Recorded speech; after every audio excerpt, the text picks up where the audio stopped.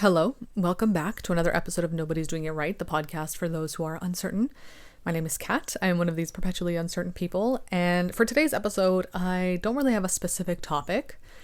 I kind of just want to casually talk / ramble about anxiety and change and newness because this is something that I struggle with a lot. I've struggled with it my whole life. I still struggle with it to this day, despite having done so much work on my anxiety and understanding why I get this way. Like, it's one thing to not understand why you feel anxiety. That's something that I struggled with in my early 20s. I didn't understand it, but now I understand it. I know what's really lying beneath the cause of this anxiety. So it's no longer, mysterious to me. It's no longer in the shadows. But just because you understand something, it does not mean you can magically fix it or it just goes away. You just have an understanding for it. And for me, that's helped me be able to kind of calm myself down a little bit, and just having that awareness is just helpful in general, but you still feel this stuff. And that's something I want to talk about today because I am planning to travel soon and I'm visiting family in Greece for a month. And that, for some people, is amazing. It's something that's so exciting and so fun and such a privilege. And it is all of those things. I'm very grateful to be able to do that. And at the same time, my anxiety is wreaking havoc on me. And I've realized, that's just because it's something that's new. It's something different. It's a shift in my normal mundane existence. And it's been so hard for me to kind of deal with that again. And I think there's a bit of shame there for anybody who probably struggles with this stuff. There's a bit of shame to being able to say, yeah, I'm going to do this new, exciting, fun thing, which so many people would love to do, and I'm terrified of doing it. I'm very scared. I'm very uncomfortable. I keep wanting to not do it anymore. This is something that has been plaguing me for the last couple of weeks, simply because it's just there's a fear of uncertainty. There's the unknown. There is the unexpected. I'm somebody who really likes control. I feel safe in it. I'm also slowly learning about my, potential neurodivergence and understanding that that's a function of that as well. I'm trying to come to terms with the fact that this is who I am and this is what I'm going to go through. And rather than kind of hating myself for it or trying to get rid of it or just stop being anxious, as so many people like to say who don't get it, right? Usually older adults, Gen X boomers, as we all say. Not that there's anything wrong with that, but you know what I mean? I think it's not as understood or as validated in those generations, primarily my parents' generations, that mental health and self-awareness and all that stuff is really important and needs to be validated and seen for what it is and not just dismissed and just, kind of seen as a taboo or something to not be talked about as much. And obviously, in this generation, we're all talking about this stuff. I've made a small business about talking about this stuff because I'm so passionate about it. So I definitely don't feel like this conversation isn't being had. Of course it is. And yet I still feel the struggle, right? And I'm sure so many of us still do. And I just wanted to talk about it a little bit. I don't know, in a more real way for me. I love giving tips. I love giving advice. And sometimes I just want to share my own experience and my thoughts on something that is so generic. I'm sure many of us experience anxiety, and yet we probably all experience it in a very unique way. And yeah, that's what I'm kind of going through right now. And I'm trying to process this feeling of change, of newness, of getting out of routine. That is so difficult for me. It feels so terrifying, even though I know logically this is a good thing. This is important. It's important to do new things and put yourself out of your comfort zone and challenge yourself. And I know also that at the end of it, I'm going to really be happy that I did it. So there's no part of me that's actually thinking of not doing this. But there is a big part of me that's still scared and still ruminating and still anxious about it. And I think I want to just validate that part of myself.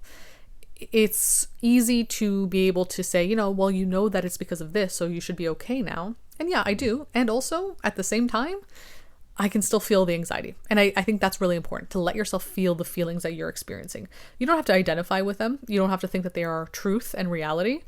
But I think allowing yourself to just accept them in the moment for what they are validate them, and then release them is really, really important.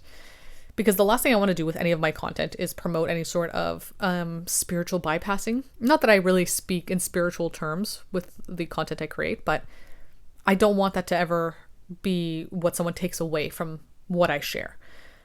I think it's so important to, yes, feel your feelings, let yourself sit in them, like let yourself experience this humanness of anxiety and fear and change and all that stuff, and also understand how to work through it so that you're not suffering forever, if possible, right? But that's hard. It's hard, and it's something that I almost feel like, okay, Kat, like you've been kind of doing this work for so long, you've been focusing on improving these aspects of your life, and I have, right? I'm not here to say that it never changes and never gets better. It does. But at the same time, they still exist within me. They're still there. And it's not something I think that I can completely eradicate unless I don't know, somehow just extract these feelings from my brain in some way. I don't think there's any way to truly, truly get rid of them. I think the only thing we can really do is learn how to work with them, right? And I think that's the point of integration, you know, seeing those parts of yourself and bringing them together and merging them and feeling okay with their existence. It doesn't mean you have to identify with them. It doesn't mean you have to feel hopeless about them being there, as though that means you'll never get better, you'll never feel better. I think it's just understanding that they're there. They're part of you. They are part of your past. They might be part of your present, and they might be part of your future, and that's okay. And for me, I mean, the way it manifests mostly for me these days is by sleeplessness, right? Tossing and turning, sleepless nights, not knowing how to just relax and allow it to happen. It's almost like, for me at least, it's this transitionary period, right? It's the going from point A to point B part of it.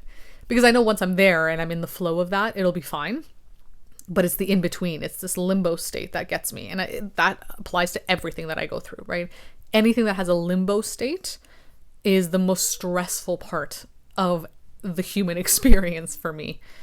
It's in that space of not knowing, of not seeing things yet, or not knowing what it's going to look like fully. You just have an idea of it, and having that idea is different than the reality, because also you know that there's of course going to be issues and problems that arise. And logically, I know at the same time that I can handle those things. I've had to really, really show myself and give myself evidence throughout the years that I am capable of handling those things that I'm so scared of happening. But they're still there. Those fears are still there. They still come up, especially at night. I think when your mind is a little bit more relaxed, your defenses aren't there anymore. They're not up anymore. You're kind of more in a state of just like more of an unconscious state. Like that's where those anxieties really thrive, right? And that's what's been happening for me. And I'm having to really think about what I feel like I'm not capable of doing, right? Because that's where those fears really are. It's this feeling of I'm not going to plan enough, and then this thing is going to happen, and then that's going to be the end of everything. Like it is that catastrophic, right? But I'm trying to get clear and mindful of what it is that I feel so scared of not being right or perfect. And a lot of that, again, is because of my perfectionism. And the perfectionism is rooted in control, and the control is rooted in making sure I'm safe, right? It's all tied together. And it's what I'm currently struggling with and having to think about a lot. And when I get into these headspaces where I am in this like kind of hyper anxious state where you kind of almost feel like you're bracing for impact in some way. Your shoulders are tense, your chest might be tight. Nothing's really happening. You're bracing for an impact that you think is going to happen. And it's so abstract. It's not really something actually like violent in any way. It's just an idea, a threat of some sort of danger potentially, even if it's emotional danger, you know? That's kind of what I've been experiencing. And I'm in this hypervigilance right now. And because I'm hypervigilant, I'm hypersensitive. Again, I'm sure so many can relate to this. And because I'm hypersensitive, I feel very on edge and I feel very uncomfortable. I lean more into distractions to get out of this headspace. So I've been way more online than I guess I would like to be. I am consuming way more social media. There's nothing wrong with that. I love consuming art and creativity and all that stuff, totally. But from a place of enjoyment rather than a place of desperation and distraction. That's where I'm at right now. And yeah, it's kind of stressing me out because I feel like I can't fully enjoy the next few weeks before I get to this place. Like, you're kind of wishing your life away in a sense. You're wishing that you just can not experience the next little while, this transitionary period, so that you can just be in this place finally. And that sucks, right? Because life is still happening. I'm still living life, and yet I'm here wishing it away, or I'm here hoping that I can just like kind of teleport from where I am now to where I need to be through time and space, and just like be there rather than experiencing all of the in-between stuff.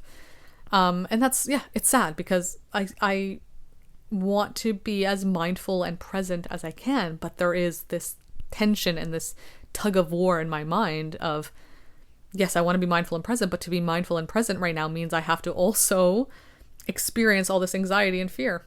And that's hard. It's like a battle constantly, right?